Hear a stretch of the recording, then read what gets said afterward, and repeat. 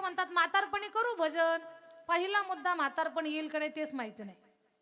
दुसरा मुद्दा संतांनी सांगितलंय तरणा भाग्यवंत नटे हरी कीर्तनात. असं म्हटलेत का संत म्हातारा भाग्यवंत नटे हरी कीर्तनात? नाही ना.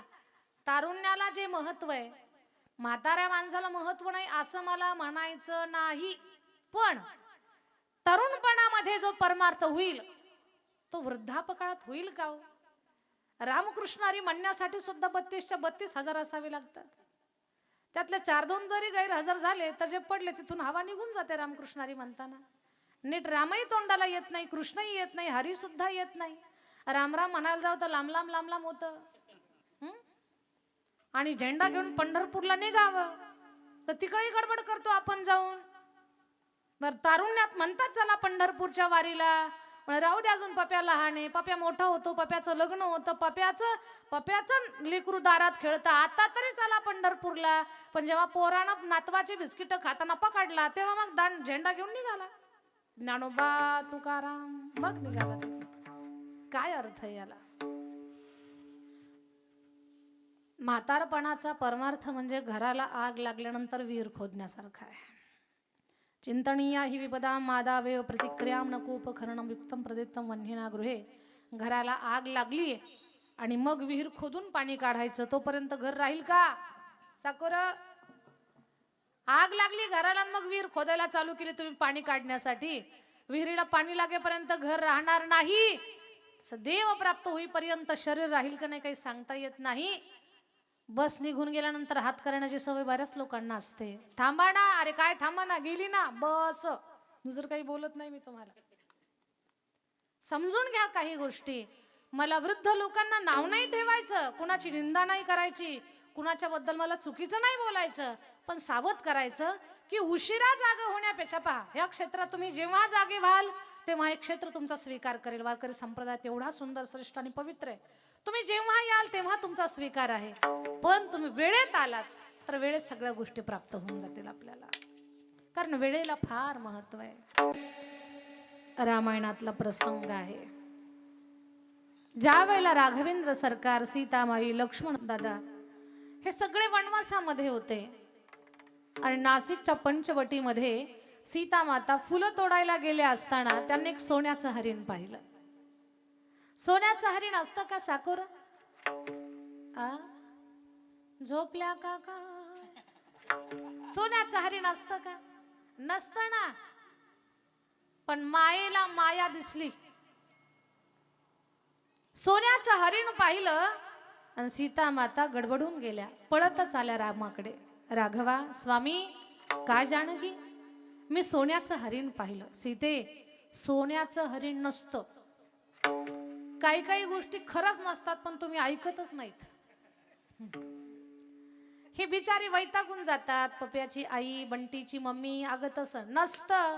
मग तुम्ही म्हणतात मग आम्ही पाहिलेलं खोटं आहे का? अहो तुमचंही खोटं नाही, पण हे सांगतात ते ऐकत जा काही काही वेळेला. मग आपण आपलाच हट्ट करायचा नाही, पण श्री हट्ट फार कठीण. 3 प्रकारचे हट्ट आहे, श्री हट्ट, बाल हट्ट आणि राज हट्ट. राजानं हट्ट केला की पूर्ण करावाच लागतो. लहान लेकरांना हट्ट केला की तो पूर्ण करावाच लागतो. समाधान दादा एका छोट्याशा लेकरानं हट्ट केला, ते बापाला म्हटलं पप्पा मला ऊस खायचा आहे. आता दुष्काळात कुठं ऊस असतो का? ज्या भागात पाणीच नाही तिथं ऊस कसला, पण शेजाऱ्याच्या बोरला खूप पाणी लागलेलं आणि त्याच्या शेतात ऊस अर्धा एकर. आणि ज्याच्या शेतात ऊस त्याची या माणसाची सकाळीच भांडणं झालेली. आणि पोरानं तर ऊस मागितला, आता काय करावं? पप्पा ऊस. लेकरू रडायला लागलं, हातपाय खोडायला लागलं, मोठमोठ्यानं ओरडतोय काय, रडतोय काय. वैतागून गेला बाप. बापानं काठी वगैरे लावलेली होती, कुंपण होतं काठीचं, अंगाला काटे ओरबाडले, त्यांना उडी मारली. एक ऊस आणला गुपचूप पण पोराच्या समोर दानकन टाकला, खा ऊस. हा पप्पा असा नाही पाहिजे. कसा पाहिजे? याचे तुकडे करून द्या. बापानं ऊसाचे तुकडे केले, ठेवले समोर, फेकले, खा आता ऊस. हा पप्पा असा पण नाही पाहिजे, आता कसा पाहिजे? आणि याचे छोटे छोटे तुकडे करून द्या. छोटे छोटे छोटे तुकडे करून दिले. आता खा ऊस. हा पप्पा असा नाही पाहिजे, आता का खाऊन पण देऊ का तुला? कसा पाहिजे आता ऊस? बाबा माझा पहिला होता तसा करून द्या. ह्याला बाल हट्ट म्हणतात. बाल हट्ट, स्त्री हट्ट, राज हट्ट कठीण आहे. सीतामाईने हट्ट केला, स्वामी मी पाहिलंय हरिण. मग कसं पाहिलं जानकी? तोडिता फुली मी राघवा रामा, सहज पाहिला जाता मज आणून द्या हरिण अयोध्याला, आणून द्या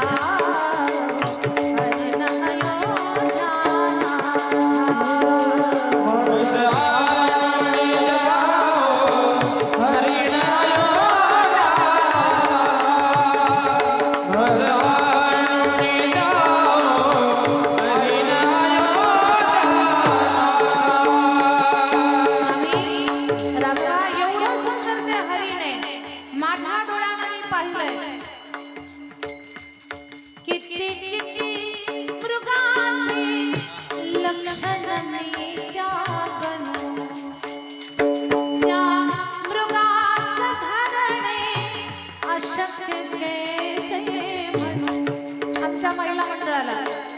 मालकाकडनं एखादं काम जर करून घ्यायचं असेल तर त्या साखरेपेक्षा जास्त गोड बोलतात.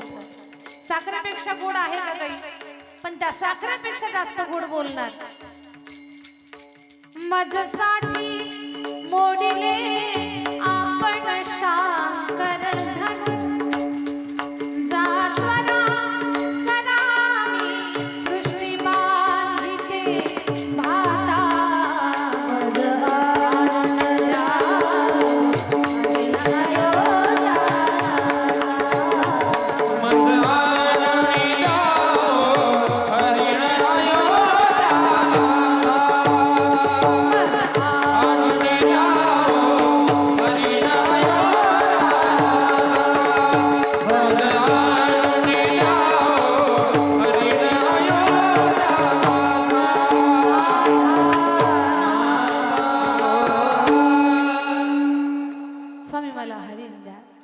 जानकी सोन्याचं हरिण नसतं, पण तू म्हणते आहे तर ठीक आहे, मी मान्य करतो सोन्याचं हरिण आहे.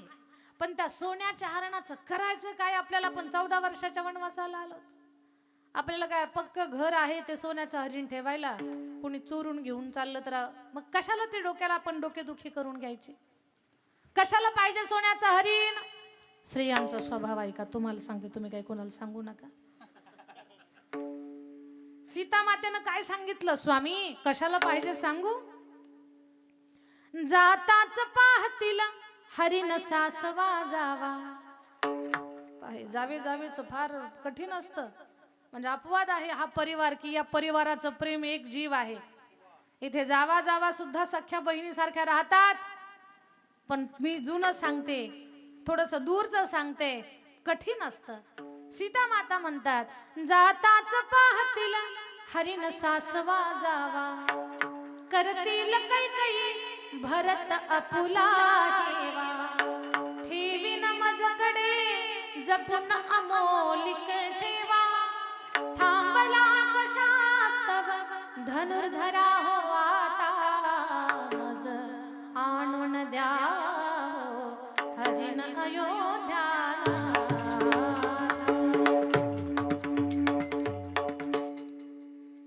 राम म्हटले, हे असं आहे का कोड? म्हणे हो असं आहे. रामराया गेले हरिणाच्या पाठीमागे. ते हरिण मायावी होत. रामाला पाहिलं ते हरिण कधी अदृश्य व्हायचं पुढे पळायचं, कधी दिसायचं कधी अदृश्य व्हायचं पुढे पळायचं. रामराया दूर दूर दूर गेले. नाशिक पासून भगवान पाठीमागं पळायला लागले तर थेट इथे देवगडचा जो पूर्ण परिसर आहे, वैजापूरचा भाग, नदीचा तट, तो संकटेश्वर, नेवरगाव, काळेगाव काहीतरी टोका आहे, काय गाव टोका, तर त्या भागापर्यंत हरिण आलं. म्हणजे रामराया तिथून पळाले. आणि मग भगवंतानं विचार केला, रे किती वेळ याच्या पाठीमागे पळायचं. देवानं भात्यातून बाण काढला, धनुष्याला जोडला आणि सोडला बाण. राक्षस होता तो, त्याला बाण मारला. पण मरत असताना त्यानं विचार केला, मरतोय आपण पण मरताना भगवंताचं नाम घेऊन मरू, कारण कुठं तरी ऐकलंय अंतकाले च मामेव स्मरण मुक्त्वा कलेवरम. अंतकाळी ज्याच्या नाम आले मुखा, अंतकाळी ज्याच्या नाम आले अंतकाळी ज्याच्या नाम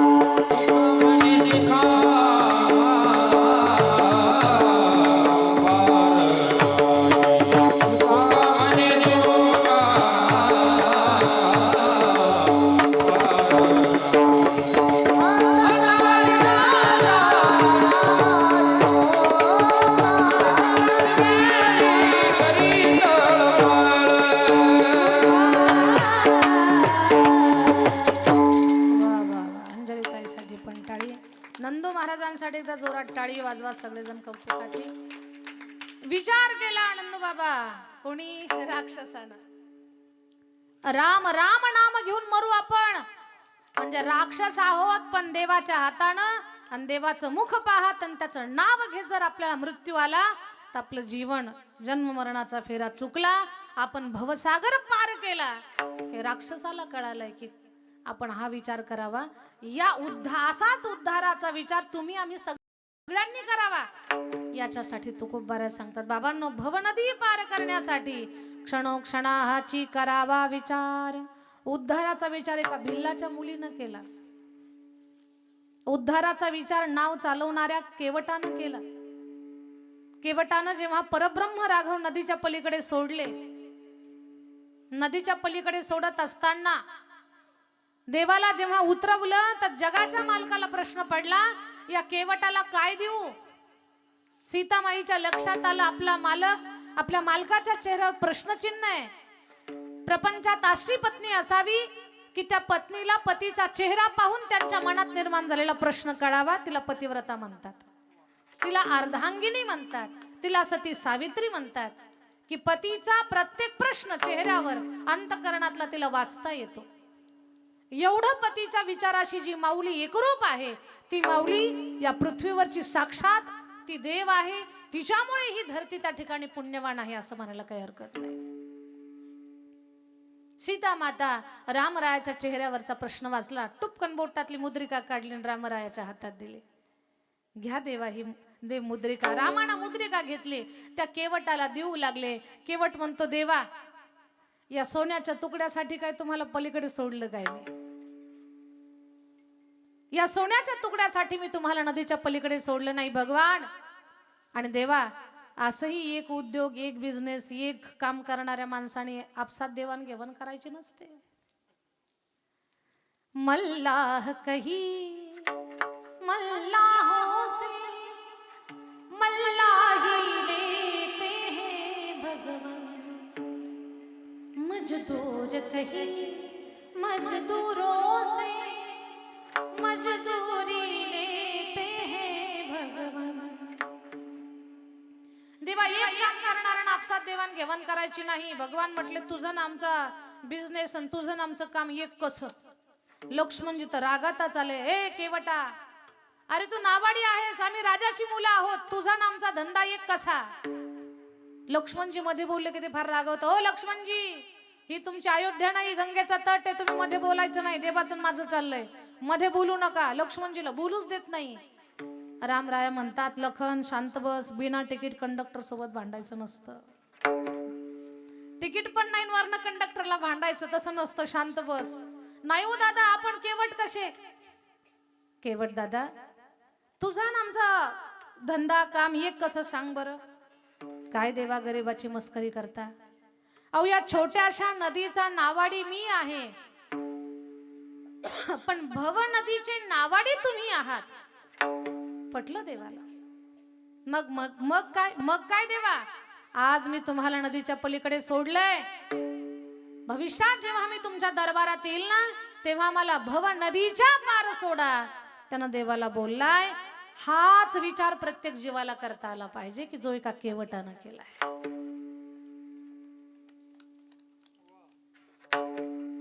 कभी कभी भगवान को भी भक्तों से काम पड़े,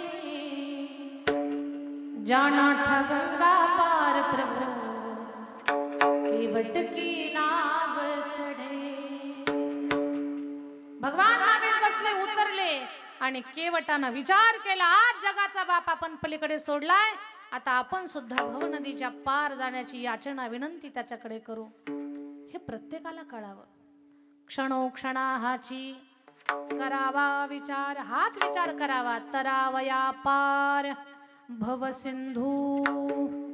बरं याचा विचार क्षणाक्षणाला का बरं करावा, त्याचं कारण दुसऱ्या चरणामध्ये आहे. नाशिवंत देह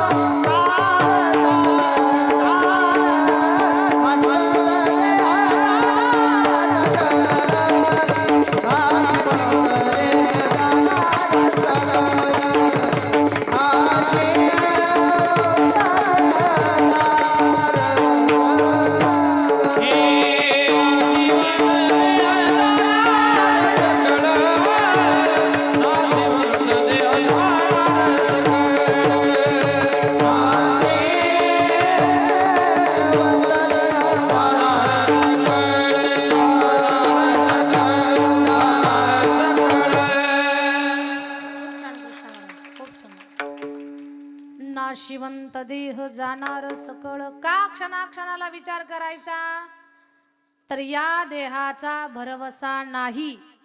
हा देह नाशिवंत मळमूत्राचा बांधा, वरी चर्म घातले रे कर्म कीटकांचा सांधा. ऐका साकोर, फक्त पॅकिंग छान आहे, आज सगळी गाणंच आहे. फक्त पॅकिंग छान. काय हरणी सारखे डोळे, सकाळी उठल्यावर पहा काय नाक आहे जणू तलवारीची धार, आणि त्या धारदार नाकाला धार लागू द्या, जेवण करावं वाटत नाही, जवळ बसावं वाटत नाही, किळस येते. हा फक्त पॅकिंग छान आहे, आज सगळी घाणच आहे. रक्त मांस हड्डी के ढेर पर मढ़ा हुआ है चाम, रक्त मांस हड्डी के ढेर पर मढ़ा हुआ है चाम, देख इसकी सुंदरता हो जाती नींद हराम. रे माया तेरी बहुत कठिन है राम, माया तेरी बहुत कठिन है राम, माया तेरी बहुत कठिन है राम, माया तेरी बहुत कठिन है राम. दुख में सुख दिखला के बनाती, बड़ा बड़ा गुलाम,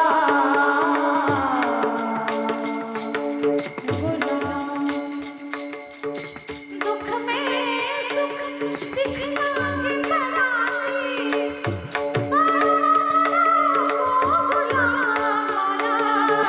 बहुत कठिन है राम, माया तेरी बहुत कठिन है राम, माया तेरी बहुत कठिन है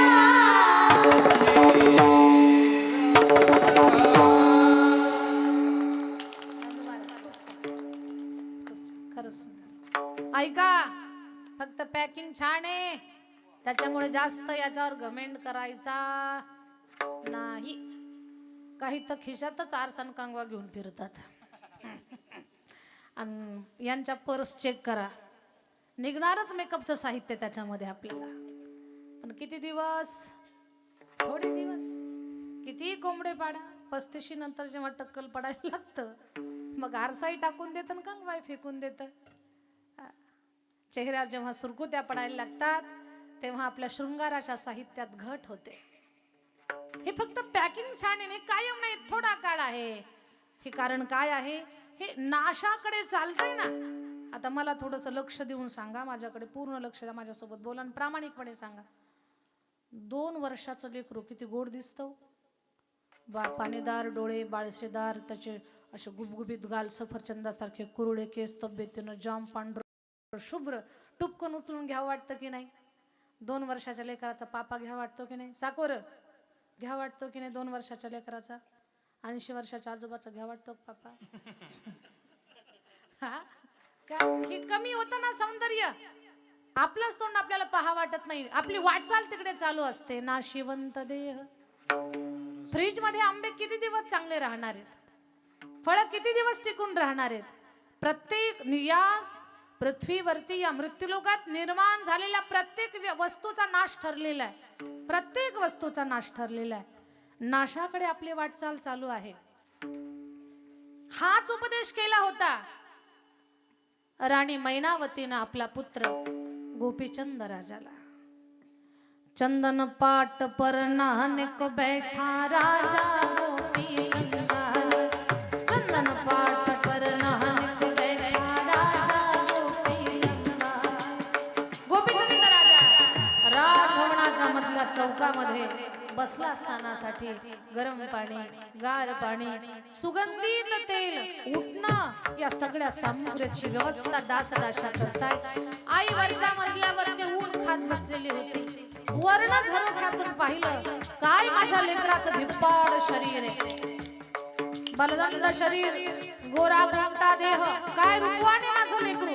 त्याचे वडील सुद्धा एवढे सुंदर होते, पण ज्याचे वडील काळाचं खाद्य बनले, काळाच्या जबड्यात गेले, माझ्या लेकराचं तसं होऊ नये म्हणून आईच्या डोळ्याला अश्रू आले. वरनच माय रडली, तिचे गरम अश्रू राजाच्या पाठीवर पडले. आपल्या अंगावरती गरम अश्रू कुणाचे पडले? वर पाहिलं, माई रडते. वडील स्वर्गवासी झाल्यापासून आईच्या डोळ्यात अश्रू त्यानं कधी पाहिले नव्हते. निघाला गोपीचंद राजा. आई का रडते तू? आईनं सांगितलं, बेटा तुझे वडील एवढे रूपवान, धिप्पाड, शौर्यवान, धैर्यवान, बलवान होते, नीतिवान होते, पण स्वतःच्या उद्धारासाठी त्यांनी काहीच प्रयत्न केला नाही. मला असं वाटतंय लेकरा, हा देह जाणार आहे. देह जाणार जाणार, त्याशी काळोबा खाणार. देह जाईल जाईल, त्याशी काळोबा खाईल. हा देह नाश पावणार आहे बेटा, पण याच देहाच्या माध्यमातून शाश्वत त्या परब्रह्म भगवान परमात्माच्या स्वरूपाची ओळख आपल्याला करून घ्यायची. नाहीतर बेटा,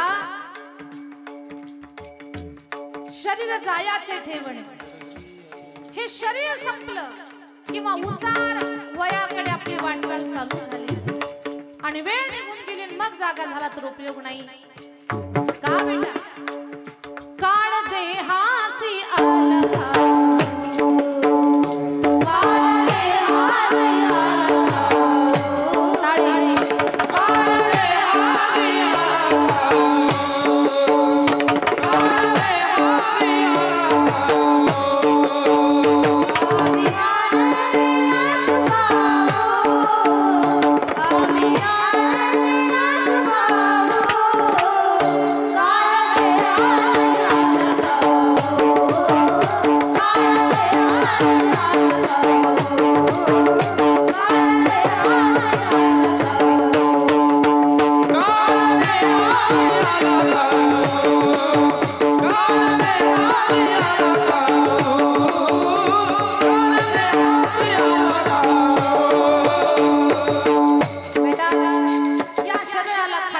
काळ टपलेला आहे. पण असा दिवस आपल्या जीवनामध्ये यावा की आम्ही आनंदे नाचू गाऊ. हा दिवस आपल्या जीवनामध्ये येण्यासाठी लक्षात घे बाळा, हा देह नाशिवंत, हे शरीर नाश पावणार आहे. या माध्यमातून सद्गुरु कृपेनं तू परमेश्वर प्राप्तीचा प्रयत्न कर. हे मी का सांगते तुम्हाला, राजा गोपीचंदाची आई हा देह नासकाय, कुचकाय, संपणार आहे, हा उपदेश आपल्या मुलाला करते.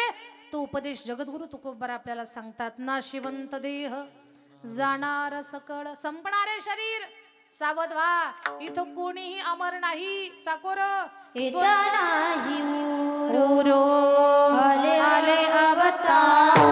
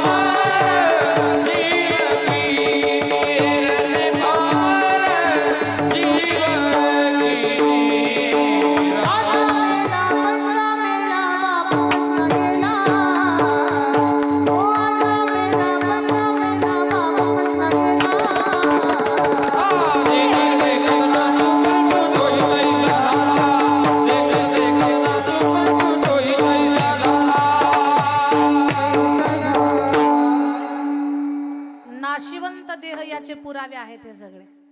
साकोर 200 वर्षापूर्वी आपल्यापैकी किती लोक होती गावात इथं? 200 वर्ष अगोदरच विचारते मी तुम्हाला. एक पण नाही ना? काही हरकत नाही. 200 वर्षानंतर किती जण इथंच थांबणार आहेत मुक्कामाला? कोणीच नाही. याचा अर्थ काय? नाशिवंत देह जाणार आहे, वेळ माहित नाही कोणाला. कोणे दिवशी यमयेती चालून, काय माहिती, कोणे दिवशी प्राण जाती घेऊन, कोणे दिवशी स्मशानी जाऊन एकटेच रहावे समयासी सादर व्हावे व्हावे व्हावे. माहित नाही आपल्याला, पण जायचं आहे. जायचं सगळ्यांना माहिती, पण माणसं अमर असल्यासारखी वागतात. संत जाग करतात. जागे व्हा, नाशिवंत देह जाणार सकळ, आयुष्य खातो काळ सावधान. बर सावध होऊन काय करावं? अरे सावध होऊन भजनाला लागा. संत समागमी धरावी आवडी आणि करावी तातडी परमार्थाची. काही लोक म्हणतात म्हातारपणी करू भजन. पहिला मुद्दा म्हातारपण येईल का नाही तेच माहिती नाही. दुसरा मुद्दा, संतांनी सांगितलंय तरणा भाग्यवंत नटे हरी कीर्तनात. असं म्हटलेत का संत म्हातारा भाग्यवंत नटे हरी कीर्तनात? नाही ना. तारुण्याला जे महत्व आहे, म्हाताऱ्या माणसाला महत्व नाही असं मला म्हणायचं नाही. पण तरुणपणामध्ये जो परमार्थ होईल तो वृद्धापकाळात होईल का हो? रामकृष्णारी म्हणण्यासाठी सुद्धा 32च्या 32 हजार असावे लागतात. त्यातले 4-2 जरी गैरहजर झाले तर जे पडले तिथून हवा निघून जाते. रामकृष्णारी म्हणताना नीट रामही तोंडाला येत नाही, कृष्णही येत नाही, हरी सुद्धा येत नाही. राम राम म्हणायला जाऊ तर लांब लांब लांब लांब होतं. आणि झेंडा घेऊन पंढरपूरला निघावं तर तिकडे गडबड करतो आपण जाऊन. बर तारुण्यात म्हणतात चला पंढरपूरच्या वारीला, पण राहू दे अजून पप्या लहान आहे, पप्या मोठा होतो, पप्याचं लग्न होतं, पप्याचं लेकरू दारात खेळतं, आता तरी चला पंढरपूरला. पण जेव्हा पोरानं नातवाचे बिस्किट खाताना पकडला तेव्हा मग झेंडा घेऊन निघाला. ज्ञानोबा तुकाराम मग निघाला. काय अर्थ आहे याला? म्हातारपणाचा परमार्थ म्हणजे घराला आग लागल्यानंतर विहीर खोदण्यासारखा आहे. चिंतनीया ही विपदा मादावेव प्रतिक्रियाम नकोपकरणं युक्तम प्रदित्तम वन्हिना गृहे. घराला आग लागली आणि मग विहीर खोदून पाणी काढायचं, तोपर्यंत घर राहील का?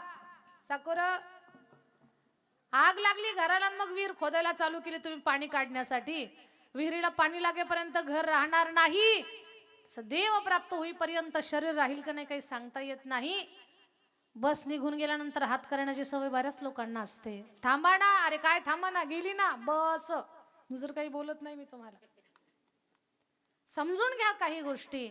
मला वृद्ध लोकांना नाव नाही ठेवायचं, कुणाची निंदा नाही करायची, कुणाच्या बद्दल मला चुकीचं नाही बोलायचं, पण सावध करायचं की उशिरा जागा होण्यापेक्षा पहा या क्षेत्रात तुम्ही जेव्हा जागे व्हाल तेव्हा हे क्षेत्र तुमचा स्वीकार करेल. वारकरी संप्रदाय तेवढा सुंदर श्रेष्ठ आणि पवित्र आहे. तुम्ही जेव्हा याल तेव्हा तुमचा स्वीकार आहे, पण तुम्ही वेळेत आलात तर वेळेत सगळ्या गोष्टी प्राप्त होऊन जातील आपल्याला, कारण वेळेला फार महत्व आहे. संत समागमी धरावी आवडी करावी तातडी परमार्थाची. पण परमार्थाची घाई नाही केली आणि व्यवहारातल्या विषयांचं चिंतन केलं तर तुका म्हणे यह लोकीच्या व्यवहारी नका डोळे धुरे भरोने राहो. विठोबा रघुमाई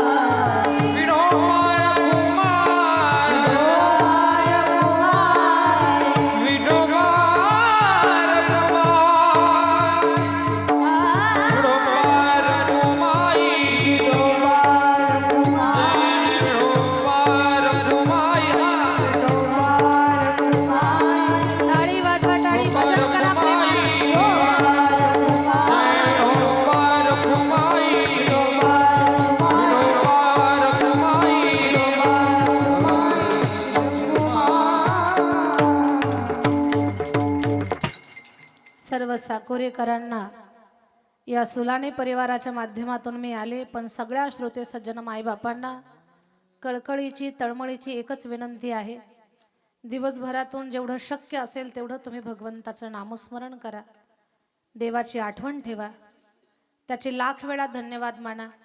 जेवणाच्या ताटावर बसलात ना तर देवाच्या अगोदर धन्यवाद माना, तुझ्या कृपेनं आम्हाला खायला मिळालं देवा. हाताला काम मिळालं तर त्याचे धन्यवाद माना. संध्याकाळी सुखरूप घरात आलात तर देवाचे धन्यवाद माना. रात्री सुखाची झोप घेताना देवाचे धन्यवाद माना. आणि झोपेतून उठल्यानंतर देवा दुसरा दिवस पाहिला बरं, तुझे लाख वेळा धन्यवाद. असे दिवसातून 10-5 वेळा देवाचे धन्यवाद माना. आणि त्याच्या कृपेची जाणीव ठेवत जेवढं शक्य असेल तेवढं रामकृष्ण हरी रामकृष्ण हरी रामकृष्ण हरी या मंत्राचा जाप करा. प्रपंचात, व्यवहारात, उद्योगात, गप्पा गोष्टीत खूप वेळ घालवता बरं तुम्ही, खूप वेळ घालवता.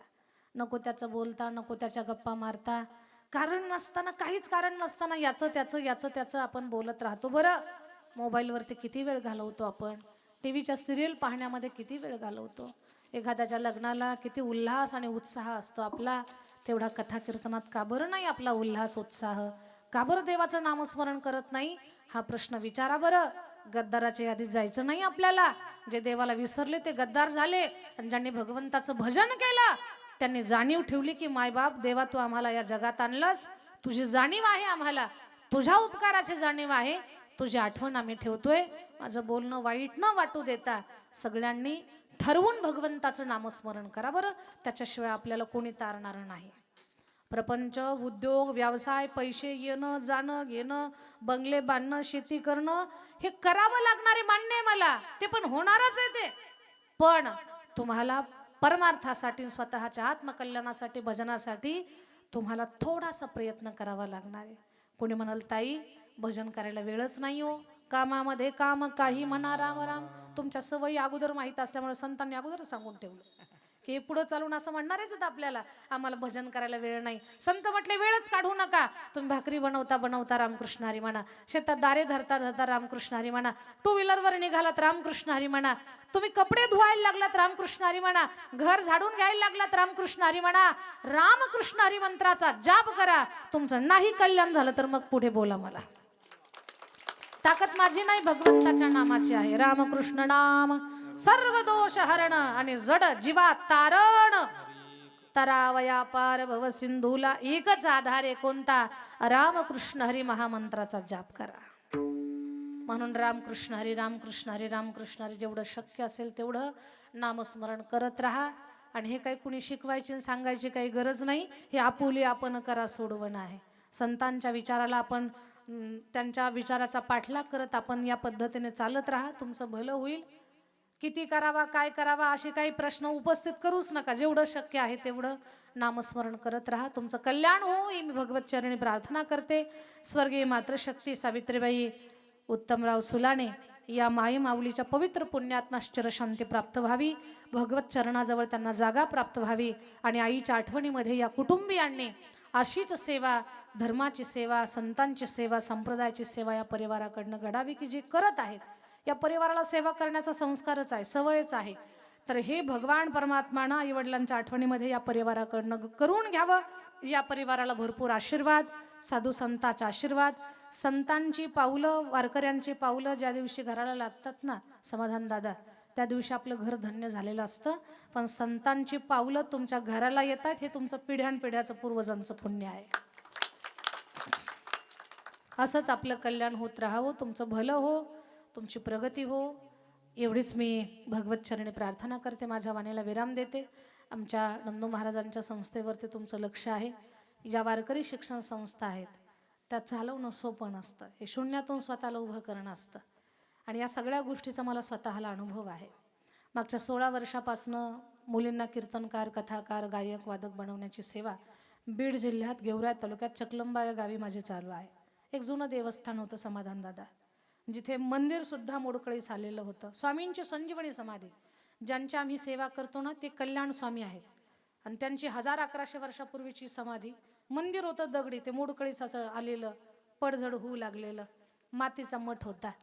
पण महाराजांच्या कृपा आशीर्वादानं कथा कीर्तनात जसा जसा यशस्वी प्रवास होऊ लागला लोकांचं माया प्रेम मिळत गेलं. लोकवर्गणीतून लोकांच्या मदतीतून कल्याण समय संस्थान उभं राहतंय. सुंदर मंदिर झालेलं आहे. इतर आवाराचं बांधकाम सुद्धा चालू आहे आणि तिथं मागच्या 16 वर्षापासून मुलींना घडवण्याचं काम करते. लेकरांना घडवणं हे किती कठीण आहे हे मला माहिती आहे. ते कठीण काम आमच्या नंदू महाराज करतात. त्यांच्यासाठी एकदा टाळी वाजवा. आणि तुमच्यासारख्या धनिक व्यक्तिमत्वांची, सज्जन व्यक्तिमत्वांची अशा संस्थांसाठी खरं तर देव चालवणार आहे. बरं, देव चालवणार आहे, पण आपल्यासारखी माणसं जेव्हा आमच्या या कार्यामध्ये छोटेखानी हातभार लावतात ना, तेव्हा या कामाला आणखी आम्ही ताकदीनं पुढे घेऊन जाण्याची हिंमत ठेवत असतो. म्हणून तुमची अशीच प्रेम माया आमच्या नंदूबाबांच्या संस्थेवरती, त्यांच्या कार्यावरती राहू द्या. तुमचा छोटा भाऊ आहे असं समजून त्यांना तुम्ही अगदी त्यांच्या त्या संस्थेच्या कार्यामध्ये त्यांना सहकार्य करत राहा. भेट द्या. झालेली सेवा भगवत चरणी अर्पण करते आणि माझ्या वाणीला विराम देते. प्रेमानं भजन करू.